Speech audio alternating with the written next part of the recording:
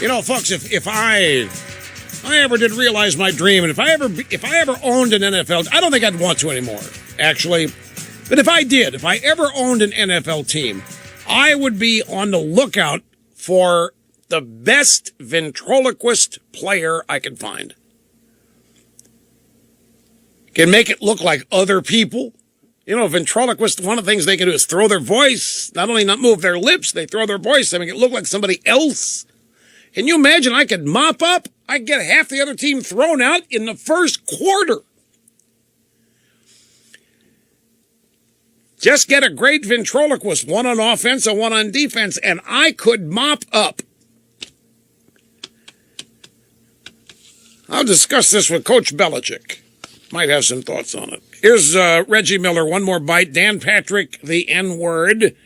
Question, let me break this down to the absolute core. Would African-American players want a white commissioner to tell them what they are allowed to say?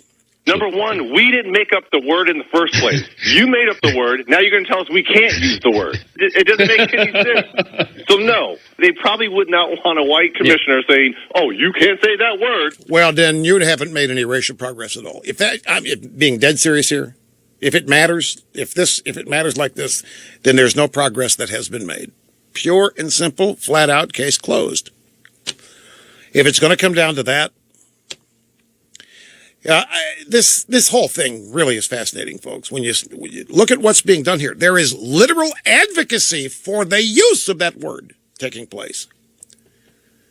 There are people advocating for the use of that word, yet let me utter it in the next 30 minutes and watch what happens to me.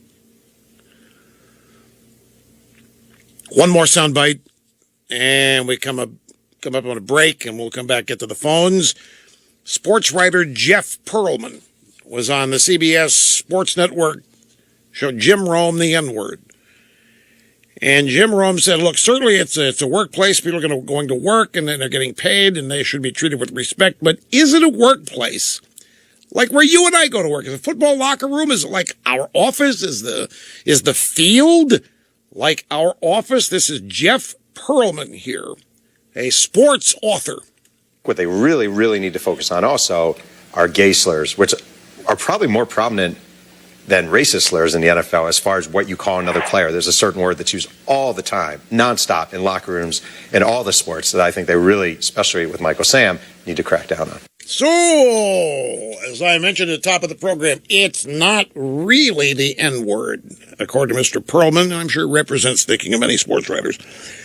The real problem is the F-word. The real problem is the gay slurs.